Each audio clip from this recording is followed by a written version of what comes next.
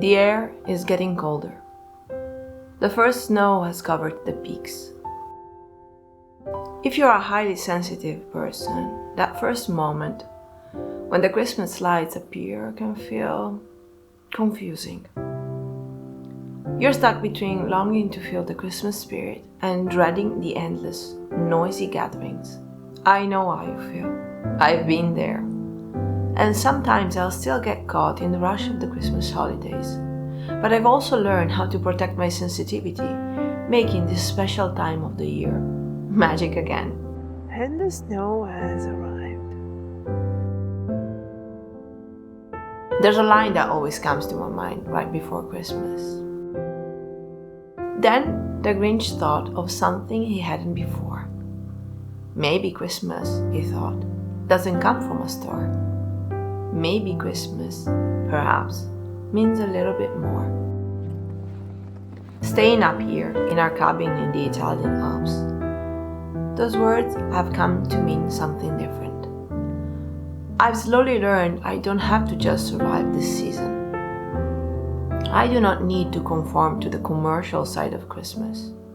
I can shape it around my sensitive nature. Highly sensitive people feel everything more intensely. But this sensitivity can also be what makes this time of the year softer, slower, and actually ours. Hi, my name is Antonella, and if you're new here, welcome to our off-grid cabin in the Italian Alps. As you might have guessed, I'm a highly sensitive person.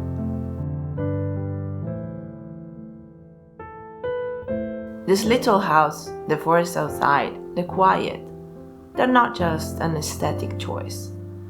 They are how I've learned to find my balance. For many years, I tried to conform to the norms, going through the holiday season like everyone else. Since we first bought the house, Christmas has always felt different up here. Here, I'm slowly creating a softer, gentler season that my highly sensitive heart can actually breathe in. And you can start creating your own version of that, no matter where you live. So grab a cup of tea, get cozy, and come along.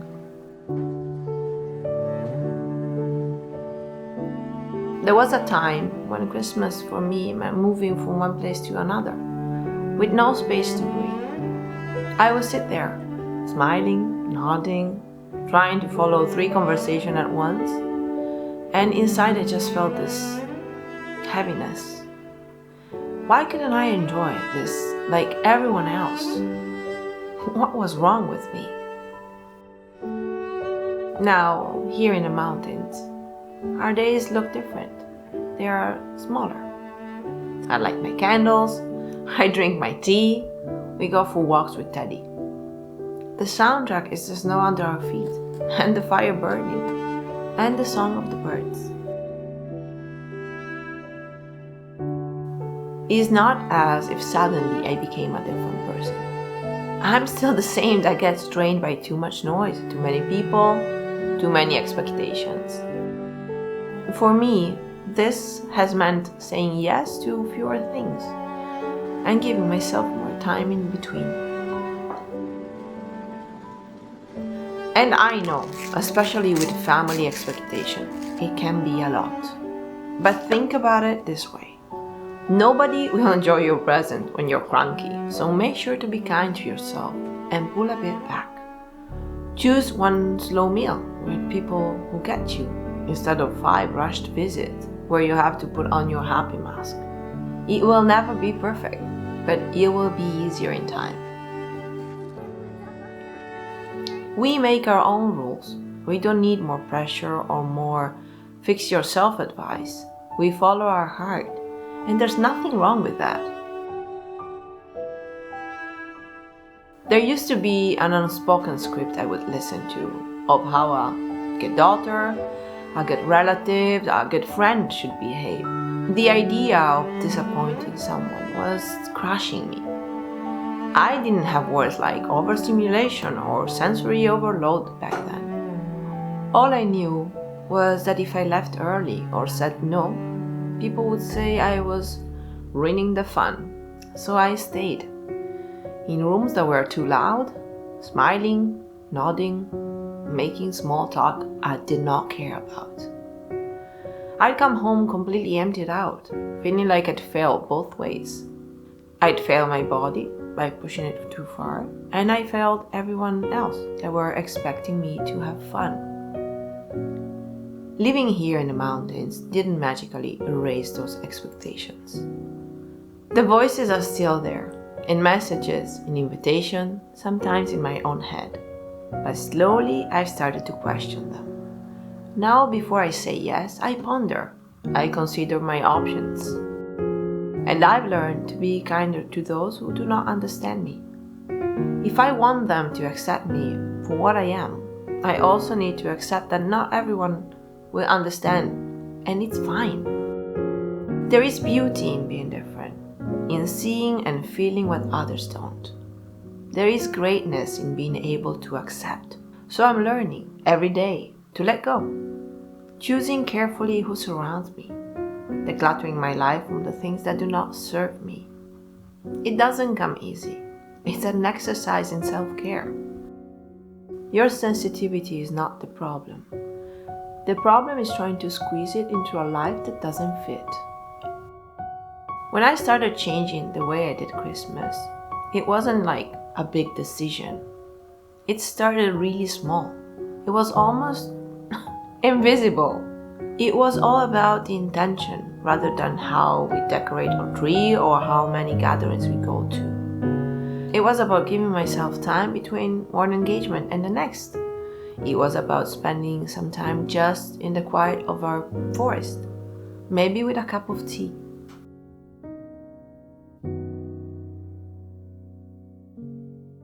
I lost my dad when I was a teenager, right before Christmas. And for a long time, the decorations were not something I needed in my life. I know many of you have been there. A loss, missing somebody around Christmas.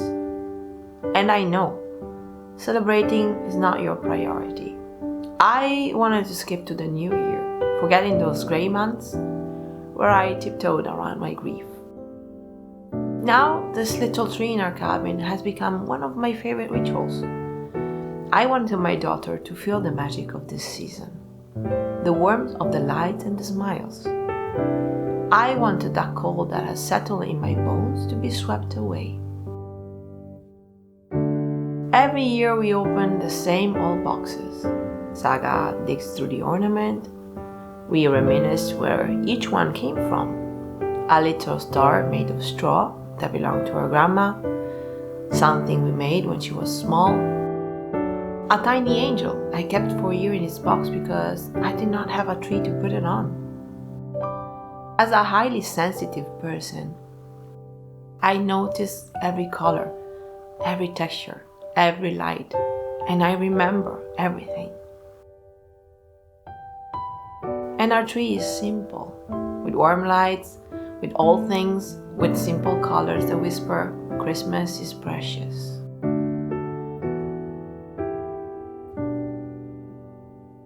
It probably looks boring to some people. To me, it feels like my heart can be charmed by the magic of the season again. Christmas around here means time together, the smell of something slowly cooking while the world outside is rushing by. And it's a precious gift to the senses.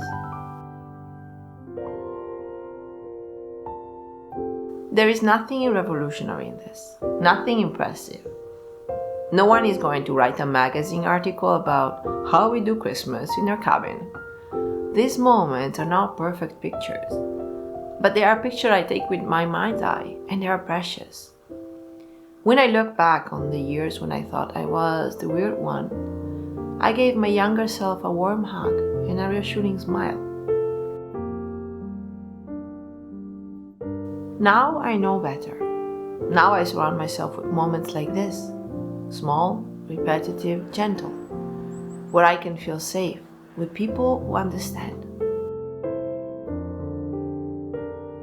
So as we move through these December days, Christmas can become a softer place for a highly sensitive heart, like a cookie you give shape to. You're not failing at Christmas.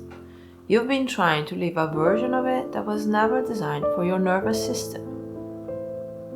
You are allowed to make this season smaller, finding moments that calm you, instead of performances that drain you. If you feel out of place in the usual Christmas script, it doesn't mean you're broken. It just means your sensitivity is asking for a different rhythm. And that rhythm is worth listening to.